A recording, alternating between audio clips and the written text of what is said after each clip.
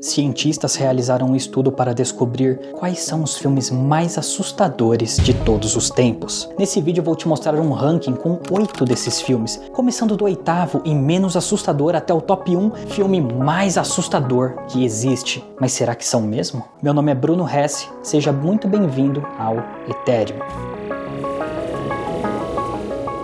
Antes de partirmos para a lista com os filmes, preciso te dar um pequeno contexto das coisas. O projeto científico que classificou e ranqueou os filmes de terror se chama A Ciência do Medo. Quanto ao método que esses caras usaram, é o seguinte: eles pegaram um grupo com cerca de 250 pessoas, colocaram elas para assistir filmes de terror enquanto monitoravam o ritmo cardíaco dessa galera. A partir daí, eles ranquearam quais filmes eram mais impactantes com base no potencial que cada um tinha em disparar o coração dos espectadores. Com o resultado surgiu uma lista de classificação com cerca de 50 filmes de terror, dos quais nesse primeiro momento vamos focar apenas nos 8 do topo do ranking, beleza? No cantinho aqui do lado eu vou colocar quanto cada filme chegou a atingir de BPM, ou seja, quantos batimentos cardíacos por minuto cada filme atingiu. Em oitava posição temos O Exorcismo de Emily Rose, uma história que, de acordo com seu diretor Scott Derrickson, visava deixar o público pensativo sobre questões espirituais significativas, o que em outras palavras também significa provocar a crença daqueles que têm fé e provocar a convicção na ciência daqueles que são céticos. O que o diretor Scott Derrickson não sabia é que estava criando o filme que se tornaria um dos mais assustadores de todos os tempos. Para quem ainda não sabe, a história de Emily Rose é baseada no caso real de possessão da jovem Anneliese Michael, uma garota de 16 anos que passou por mais de 60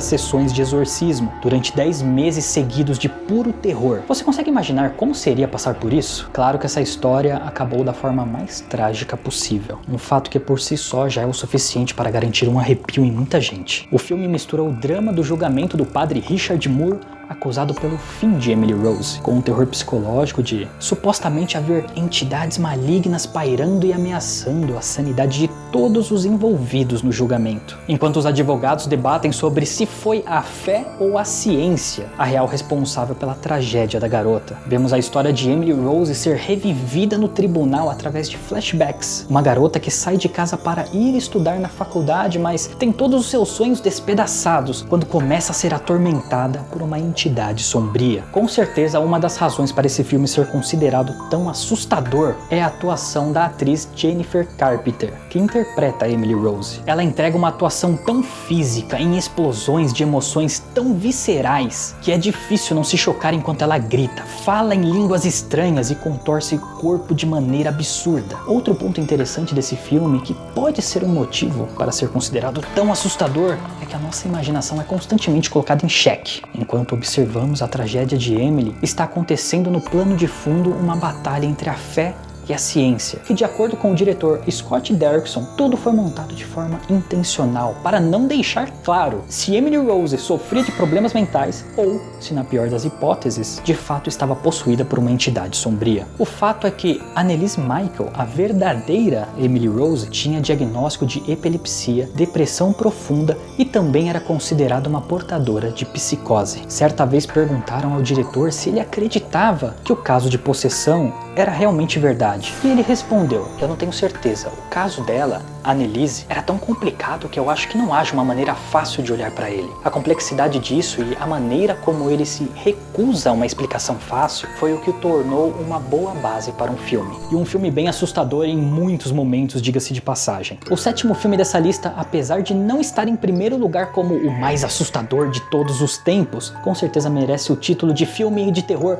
com o marketing mais bizarro de todos os tempos. Eu estou falando de Sorria, que na época do seu lançamento lá em 2022, teve a brilhante ideia de divulgar o filme infiltrando atores em eventos esportivos. O objetivo? Ficar sorrindo de forma macabra ao fundo, enquanto as câmeras filmavam tudo. Um lembrete de que o mal se esconde em plena vista e não tem um pingo de vergonha na cara. A história de Sorria gira em torno do fardo de carregar traumas, personificados em uma entidade invisível que persegue e se alimenta do medo das pessoas, criando uma rede de sofrimento psíquico que se espalha como uma doença, que sempre termina em um ato de autodespacho para a terra do pé junto, se é que você me entende. Mas o que tem de tão assustador nesse filme? Quem já passou por momentos realmente sombrios e difíceis, talvez entenda isso melhor do que todo mundo. O quanto um sorriso pode ser macabro, um símbolo de alegria, mas também de dissimulação. A máscara perfeita para esconder a loucura e a dor dos horrores internos. Rose é uma psiquiatra que lida com os traumas e transtornos psíquicos dos seus pacientes com frequência, mas também é alguém que não enxerga ou escuta a dor dos pacientes. Sua atenção está apenas na relação entre médico e doença. Já conheceu algum médico assim? Com certeza já. Acontece que por uma ironia sombria, a protagonista se infecta com um vírus sobrenatural, depois de testemunhar eventos chocantes que perturbariam a mente e a sanidade de qualquer um. E então, o jogo vira. Ela desenvolve os mesmos sintomas do paciente, o que leva a doutora a ser desacreditada e estigmatizada, assim como ela fazia, precisando lutar sozinha para descobrir uma forma de sobreviver à entidade maligna que está se alimentando dela. A premissa de Sorria aborda muito a ideia de que é impossível fugir da dor e do sofrimento de um trauma, que sempre volta e se repete em círculos como uma maldição, capaz de ser transmitida entre as pessoas que têm a infelicidade de testemunhar eventos intensos demais que podem mudar uma pessoa para sempre. Um médico poderia dizer que Rose sofre de um quadro de transtorno pós-traumático, que lembra um combo de esquizofrenia e paranoia. Mas também levanta uma dúvida: o mal pode ser real ou está apenas na nossa mente? O sexto filme leva essa dinâmica da maldição como metáfora para dores psíquicas direto para o contexto do terror familiar, explorando como a carga pesada de coisas negativas podem transcender gerações, criando novos dramas e eventos trágicos que, na palavra do próprio diretor do filme, são absolutamente inevitáveis. Eu estou falando de Hereditário, de Ari Aster. Uma história de uma família que começa a se devorar emocionalmente logo após passarem por um processo de luto, que acaba revelando uma série de indícios de que algo está terrivelmente errado.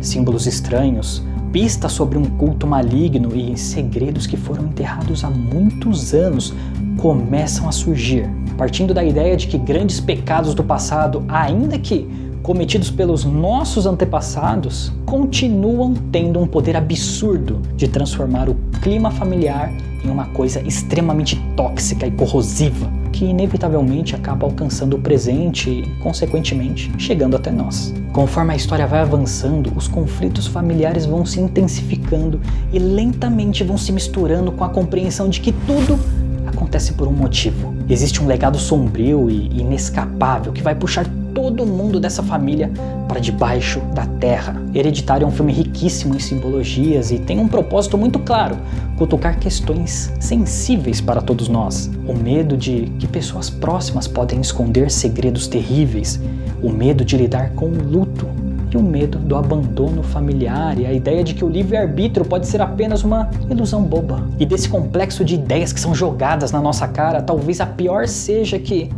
às vezes temos que encarar uma triste verdade, de que não somos amados. Certa vez o diretor Ari Aster disse que enxerga no gênero de terror um playground perfeito para trabalhar certas questões e dizer coisas que são, no mínimo, agridoce. E realmente está aí o melhor dos cenários para explorar temas sensíveis, que muitas vezes temos dificuldades dantescas de superar. Eu acredito que a atenção e o cuidado com que o diretor teve em contar a história de Hereditário e trabalhar as várias camadas simbólicas que apresenta por trás do terror é o que rendeu o título de um dos filmes mais assustadores de todos os tempos. Nas palavras de Ari Aster, Hereditário é uma coisa muito dramática, que fará você sentir muitas coisas, e talvez você não queira senti-las, mas espero que seja uma experiência. Estamos indo para o quinto filme mais assustador de todos os tempos, de acordo com o projeto A Ciência do Medo. Um filme que já teve uma sequência na qual parece que a situação era tão séria que um padre foi chamado para abençoar o set de filmagens. Sabe que filme é esse? Invocação do Mal, de 2013. é o quinto filme da lista. Uma história inspirada no caso real da família Perron. Um relato assustador que foi documentado como um dos casos sobrenaturais mais perturbadores que o casal Warren já investigou. O filme não traz nada que seja realmente inédito para o gênero de terror. O que realmente dá um apavoro é saber logo de cara que estamos assistindo uma história que foi baseada em eventos reais. E se liga nisso, esses eventos reais teriam sido até mais assustadores na vida real do que vemos no filme. Para aqueles que nunca assistiram Invocação do Mal, estamos falando de uma família que se muda para uma linda casa de campo, onde durante a noite percebem que não estão sozinhos na casa. Uma presença sombria, um cheiro terrível de enxofre e acontecimentos estranhos revelam que existe uma presença maligna no lugar. Quando a assombração se torna insuportável, a família Perron chama um casal de investigadores paranormais, Ed e Lorraine Warren, que descobrem que a casa foi palco de rituais ocultistas e sacrifícios em nome do cão miúdo, e por isso precisam fazer um exorcismo. Um fato interessante é que o caso de terror da família Perron se estendeu por muitos anos, diferente do que vemos no filme, e nunca teve de fato um ponto final. Uma das integrantes da família, Andrea Perron, chegou a escrever 3 livros relatando o terror que viveu nessa simples casinha de campo. De acordo com ela, as entidades sombrias que perseguiam sua família nunca saíram do seu lado. Já estamos no 4º filme, agora com mais um terror familiar, só que dessa vez explorando uma herança espiritual. Já ouviu falar sobre isso? Sobrenatural ou Insidious? Dark Sidious. Não. Insidious é o título de um filme de 2010, com uma premissa que gira em torno da ideia de que nossos corpos são meros receptáculos para nossos espíritos, e às vezes alguns indivíduos excepcionais nascem com a habilidade de desprender o próprio espírito do corpo para vagar por aí, o que parece algo incrível. Imagina só poder viajar para qualquer lugar que você deseja sem pagar um único centavo por isso. O problema é que, enquanto você está viajando, seu corpo se torna um jarro vazio, um portal involuntário que outros espíritos mal intencionados podem ver como uma oportunidade para voltar à vida. Insidious brinca muito com a ideia da fragilidade da consciência humana e com os limites da ciência frente ao inexplicável. Logo após se mudarem para uma casa nova, o filho de um casal entra em coma de forma misteriosa. A família passa a presenciar eventos estranhos e a mãe então começa a suspeitar de algo sobrenatural. O filme explora a tensão que surge do silêncio pela ausência de respostas e explicações lógicas, que definitivamente podem ser mais assustadoras do que levar um susto grátis. Lentamente o terror doméstico vai dando espaço para algo ainda mais místico, a perspectiva de que ao nosso redor existe uma espécie de limbo espiritual, escuro e atemporal, um símbolo do inconsciente onde residem as memórias, os medos mais profundos e, claro, entidades malignas, um verdadeiro purgatório psíquico. Pensa um pouco sobre isso. E se, quando uma pessoa entra em coma, é para um lugar como esse que a mente, ou chame de espírito, viaja?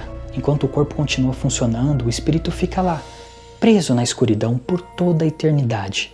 E é assustador pensar nisso. E de repente a viagem astral já não parece tão interessante, né? Muitos desses filmes que falamos aqui focam em criar uma relação entre conexões emocionais, heranças e maldições que podem nos perseguir por gerações, como algo inevitável e inescapável. Se você chegou até aqui no vídeo, não esquece de deixar o seu like. É o jeito que eu tenho de saber que você realmente está gostando. E também é o jeito do YouTube entender que pode mandar esse vídeo para mais pessoas, beleza? Chegamos no top 3 filme mais assustador de todos os tempos, com o 3º lugar propondo uma experiência altamente sensorial e subjetiva, com um filme totalmente excêntrico, para dizer o mínimo. Esquina Marink, Canção de Ninar simula o sentimento de estar preso no pesadelo de 2 garotinhos bem pequenos que acordam durante a noite e descobrem que seus pais sumiram, mas de alguma forma eles não estão sozinhos. A história é pouco convencional e tenta criar uma experiência abstrata que sugere um estado de abandono emocional. Os 2 irmãos estão presos em casa, um espaço familiar que se torna um grande labirinto de terror. Uma prisão mental onde as portas e janelas simplesmente desapareceram.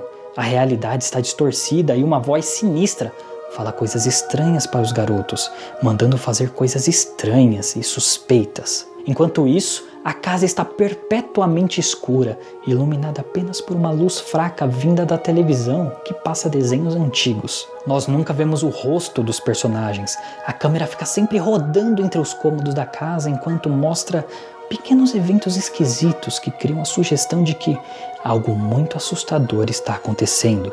O interessante é que não existe um vilão, um monstro ou sequer uma ameaça física de fato. Aqui, nesse pesadelo noturno, a escuridão, o vazio e o silêncio incômodo é a verdadeira entidade que está assombrando os dois irmãos. Assim como no filme Insidious, que nós já falamos, aqui a casa toda escura remete àquela ideia de uma representação dos cantos mais sombrios do inconsciente, que começa a transformar a experiência sensorial de estar sozinho no escuro em algo absolutamente aterrorizante.